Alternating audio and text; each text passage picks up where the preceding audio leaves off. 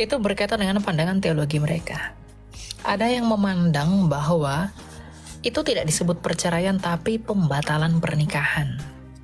Jadi pembatalan pernikahan itu dalam pengertian karena pernikahannya dikhianati dan tidak sesuai dengan janji nikahnya, maka pernikahan dibatalkan. Ya, ada pengertian yang seperti itu.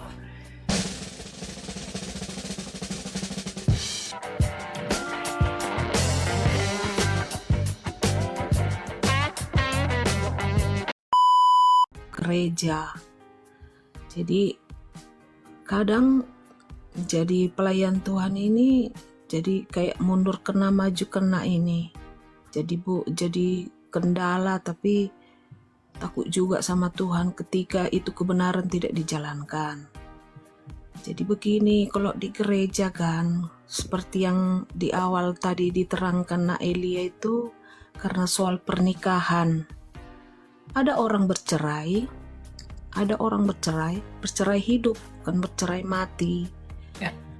Dia minta diberkati di gereja, dan gereja mewujudkan itu, mengiyakan mereka menikah diberkati di gereja. Jadi aku berpedoman kepada Alkitab.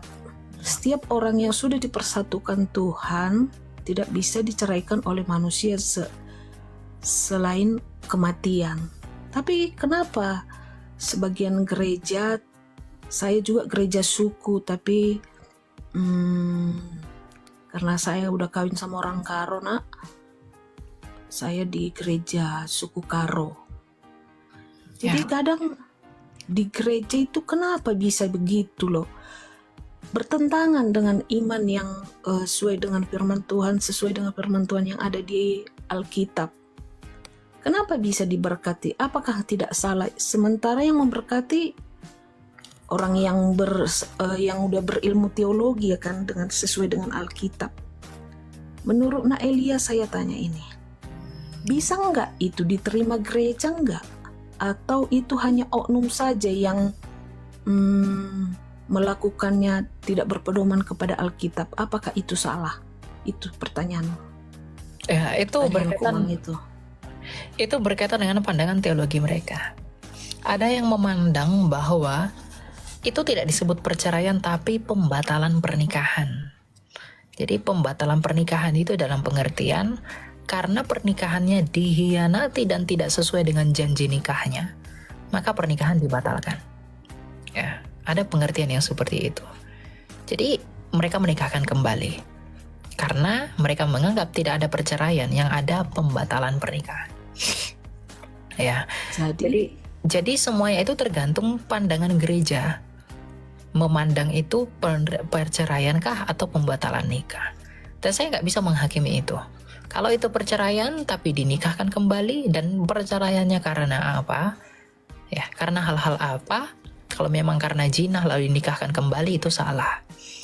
Tapi kalau ada beberapa gereja yang membatalkan pernikahan dengan alasan yang tidak sesuai dengan janji nikah ketika mereka mengikat pernikahan lalu menikahkan kembali, ya saya pikir itu tidak ada masalah gitu. Jadi semua dengan orang masuk anak Elia gini dengan orang yang sama itu tidak salah, ya kan? Dengan wanita yang berbeda gitu loh. Iya, dengan wanita yang berbeda itu tergantung mereka memahami itu sebagai perceraian atau pembatalan nikah, gitu loh. Karena misalnya begini, ada orang menikah, pembatalan nikah itu maksudnya gini, ada orang mau menikah ya, si cowok sama si cewek dia mau nikah. Si cowok ini ternyata diam-diam sudah punya istri di belakang, dan gereja tidak tahu toh. Tidak tahu. Lalu dia menikah dengan perempuan dan gereja memberkati. Nah, tapi tiba-tiba ketika pernikahan itu sudah terjadi, sudah diberkati, tiba-tiba gereja mengetahui kalau si cowok ini sudah punya istri. Ya. Nah, itu gereja itu akan membatalkan pernikahannya, dan si istrinya itu bisa menikah lagi. Gitu. Jadi it depends, itu tergantung dengan konteksnya dan bagaimana gereja memandang case-nya itu. Itu akan disebut perceraian kah atau disebut dengan pembatalan. Begitu, ya. Satu lagi nak, Silakan. satu lagi ya Mang ya. Ya. Ini sebagai pelayan misalnya sintua lah ya kan sama diakon.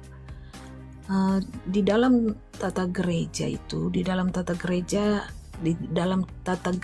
yang kuanut sesuai dengan di mana aku bernaung, di dalam tata gereja sintua atau pertua itu, pelayan itu, gembala itu tidak bisa kawin 2 kali. Tidak bisa kawin 2 kali.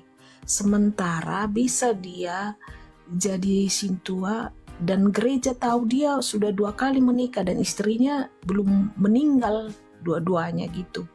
Hanya yang pertama misalnya nggak dipakai lagi.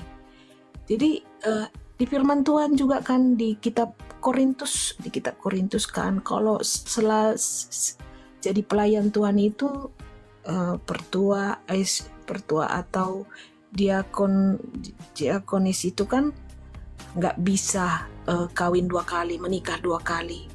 Sementara di gereja gitu dibolehkan gitu loh. Di gereja tertentu, bukan di semua ya. Yang ku anut gitulah, yang ku apai, yang gereja aku gitu. Jadi itu jadi bumerang, padahal di tata gereja itu sudah tertulis itu, tapi kok bisa gereja itu menjalankan gereja tertentu gitu, udah 2 kali menikah pun di apa juga jadi pelayan gitu, jadi sintua gitu. Bagaimana pendapat Nak Elia tentang itu? Iya. Ya, saya kembali jawaban saya yang pertama. Gereja itu memandang pernikahannya itu sebagai pernikahan yang sah atau enggak. Karena nggak mungkin gereja mengizinkan mereka menjadi pelayan kalau gereja melihat itu sebagai pelanggaran. Tapi kalau gereja melihat itu sebagai sesuatu yang sah, maka dia izinkan itu jadi pelayan. Pernikahan 2 kali, yang melatar belakangi pernikahan 2 kali itu apa? Kalau kasusnya seperti yang tadi misalnya, karena ketidaktahuan lalu dibatalkan, itu nggak masalah. Ya, tetapi kalau memang bercerai, sudah diketahui lalu diberkati lagi, lalu jadi pelayan, itu nggak boleh, itu salah.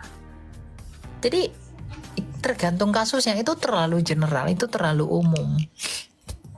Ya, kasusnya bagaimana dulu nih, baru kita bisa akan pelajari. Gitu. Itu akan disebut perceraian atau itu akan disebut sebagai pembatalan.